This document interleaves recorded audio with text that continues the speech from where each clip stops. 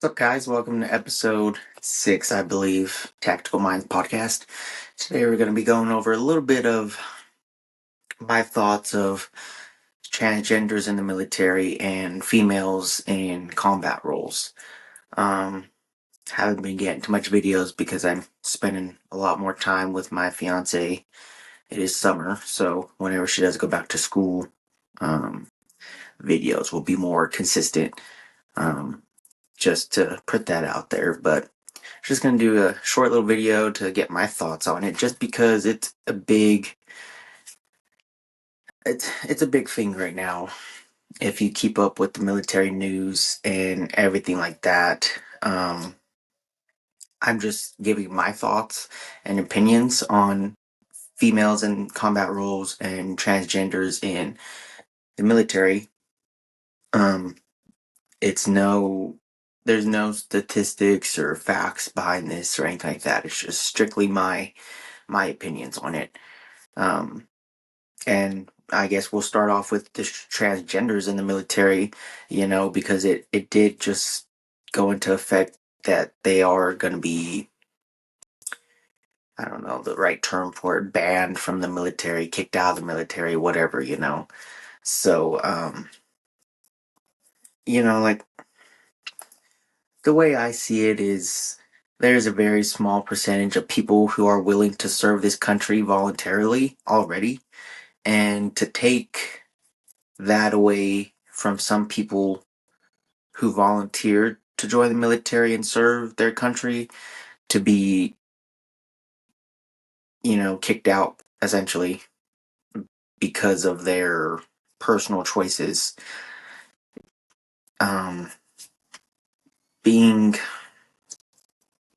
in the military and seeing every side of every race, ethnicity, sexuality, anything like that, especially in the infantry, it's a very big melting pot, and we have to love one another because we all count on each other to we our lives depend on each other. So, like, if you're black, brown, white, red, purple, but you're willing to give your life for the person next to you, that's enough to solidify, that should be enough to solidify your place in the military and serving your country. um I I understand the mental health aspects of it. Some people,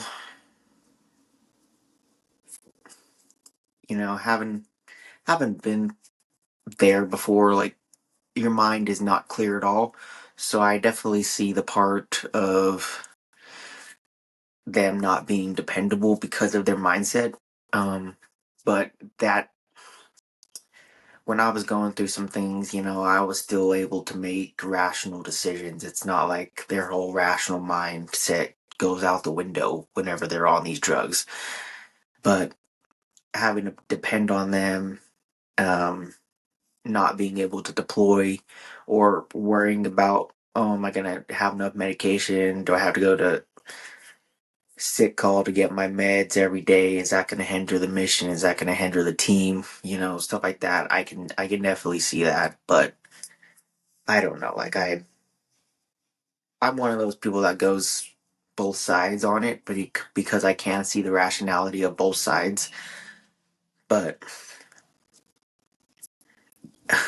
like, I will still defend whenever I say, like, if they're willing to serve, then let them serve. Because you're gonna find some straight guy out there, redneck as hell, posts all this crap on Facebook, whatever, who has never served, never will serve. But you get this other just transgender, um, we'll say male, female to male, or whatever. That's the most common one, and they're all about the military and serving their country, and they actually do it. Like, it just I don't understand it. I really don't. I understand it, but I don't. Like, if they're willing to serve, let them serve. if you're that worried about them being able to make a tactical decision or being in a combat zone, then reclass them. Reclass them to um, a desk job. Like if you're that worried about them being able to be in an infantry squad or a tanker crew or Bradley and being able to make that quick decision that they need to make, then put them somewhere else. But don't take that right away from them to serve their country when they willingly signed up. That's my take on it. Um, a lot of people have mixed feelings about it.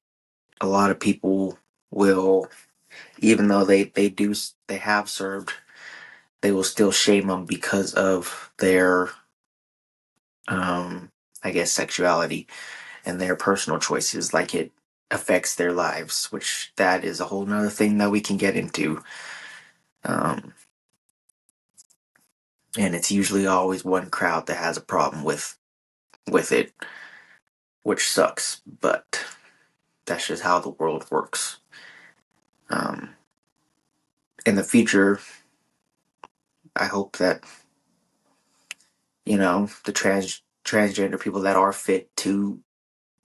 are mentally fit to be in the military. I hope they get another chance because like our military, there's always going to be a job there, and they always need bodies. So they're always wanting willing souls. They don't want anybody that's not there, that doesn't want to be there.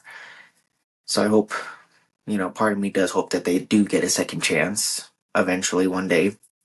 I think the deadline hasn't even hit yet for all of them to be out, but it does suck. And then to have your medical records looked into to see if you have transgender tendencies. Like that's just that's pretty far fetched. Like you can kick me out because I look a certain way or act a certain way. Like then again, it is the military. I've been out long enough that I do have that military mindset now, or the civilian mindset. But you know, it's a very sticky situation, and I'm sorry for those who volunteer to serve their country, but their country cannot serve them. It does suck, but everything works out for a reason. I'm sure every one of them will find a calling outside the military. I certainly hope. Um, Now on to females in combat roles. Personally, being in the infantry, I've been asked like by a handful of people since being out of the military, like, do you support females being in the infantry specifically, not any other combat roles, just the infantry? And I think about it for a minute, but I say no every time because yes, it was good to be a part of the first few, but having deployed and seen what it does to the team and the environment, it's very toxic, and that is not what the infantry needs at all.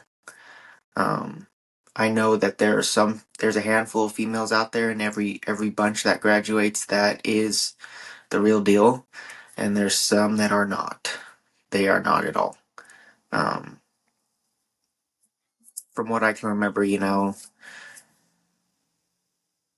being in basic and seeing all these females, like you kind of just judge the book by its cover, like, oh, this one's not gonna make it at all.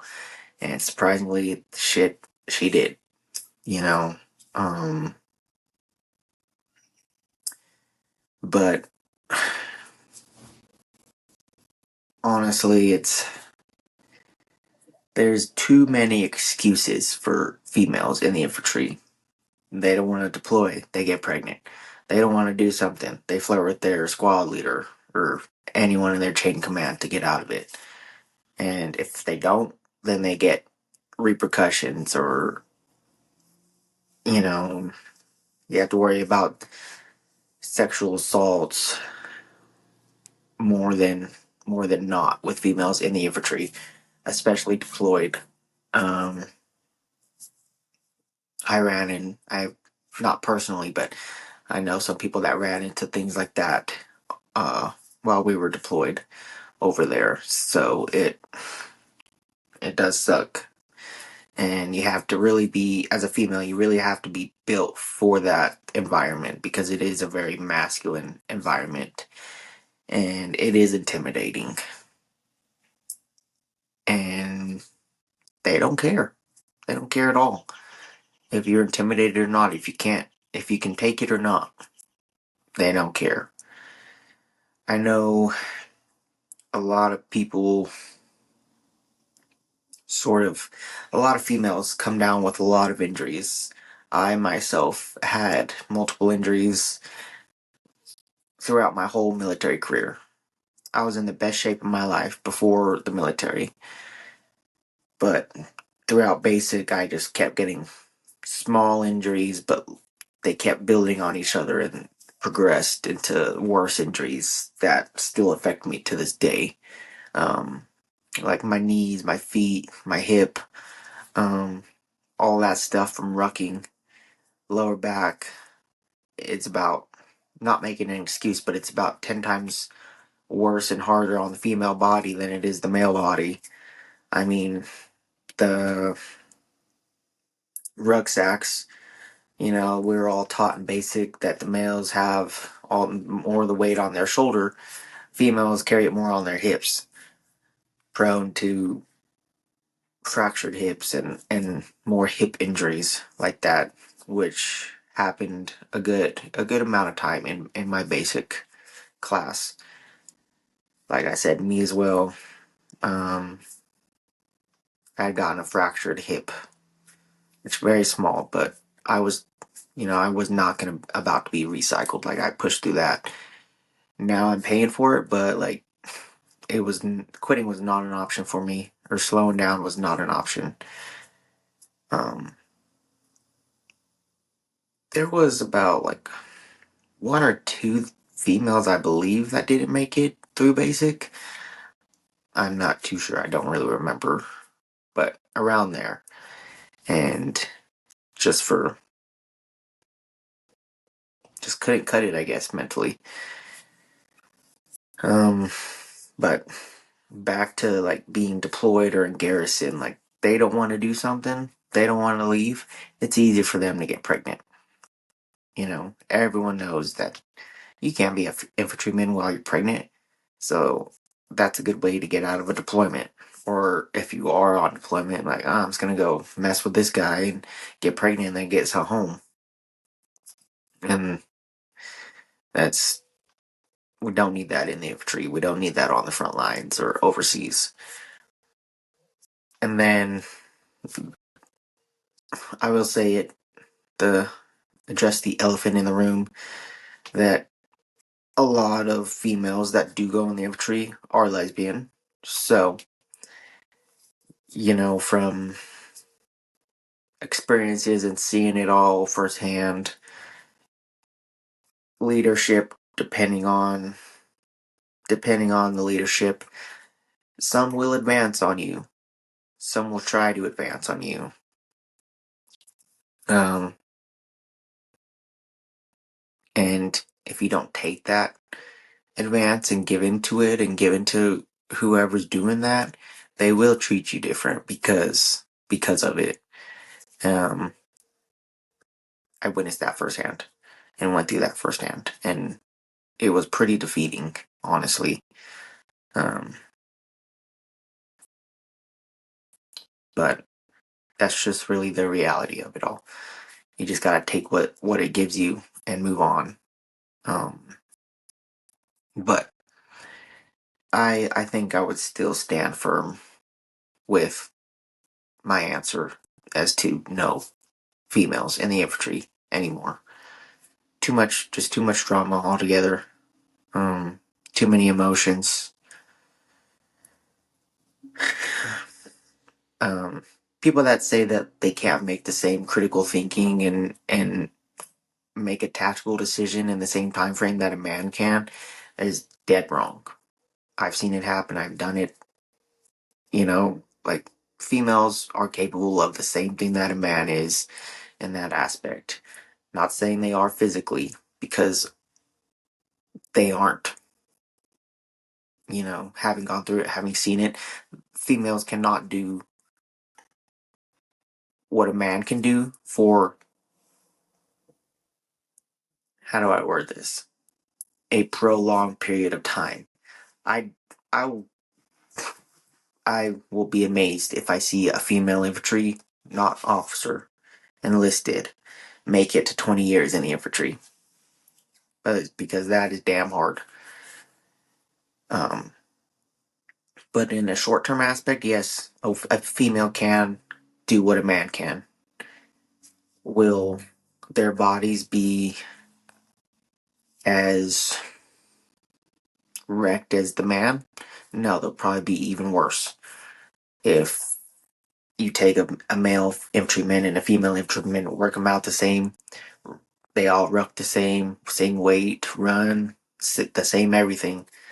That female will be able to do the same that a man can if they have the mindset of an infantryman. And like, there was times I wanted to quit. Like, we were in a run. I was in Colorado, and the fucking air is thin up there. I wanted to quit so bad. I wanted to stop running, but at the same time as your team, like, the same time you don't want to give up for yourself. Like, I wanted to give up. My lungs were freaking inside out on fire, but I was not going to stop running until that other female next to me stopped running, and I was going to keep on going. I was not going to be the first one to show weakness and stop. So it's all about the female's mindset. Is if she puts herself to it and sticks with it, her body, if she's in the right mindset, her body will give out before her mind does. And that's what happened to a lot of females that I knew in the infantry.